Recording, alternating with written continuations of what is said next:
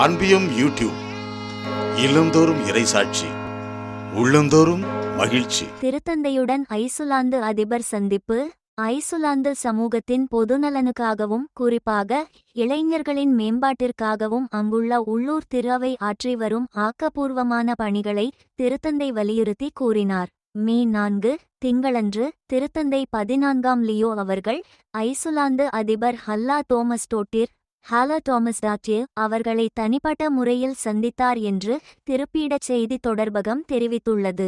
அதனைத் தொடர்ந்து ஐசுலாந்து அதிபர் திருப்பீடச் செயலர் கர்தினால் பியத்ரோ பரோலின் அவர்களைச் சந்தித்து பேசினார் என்றும் இச்சந்திப்பின் போது பன்னாட்டு உறவுகளுக்கான திருப்பீடத்துறையின் செயலர் பேராயர் பால் ரிச்சர்ட் காலகர் அவர்கள் உடனிருந்தார் என்றும் அச்செய்தி தொடர்பகம் தெரிவித்துள்ளது. மேலும் இந்த கலந்துரையாடலின் போது இருதரப்புக்கும் இடையிலான சுமூகமான உறவுகள் குறித்து பாராட்டு தெரிவிக்கப்பட்டது என்று குறிப்பிட்டுள்ள அச்செய்தி தொடர்பகம், குறிப்பாக சமூகத்தின் பொது நலனுக்காகவும் குறிப்பாக இளைஞர்களின் மேம்பாட்டிற்காகவும் உள்ளூர் திருஅவை ஆற்றி வரும் ஆக்கப்பூர்வமான பங்களிப்புகள் இச்சந்திப்பில் வலியுறுத்தி கூறப்பட்டன என்றும் சுட்டிக்காட்டியுள்ளது. இச்சந்திப்பில் மாநில மற்றும் அனைத்துலக பிரச்சினைகள் குறித்து ஆலோசிக்கப்பட்டது.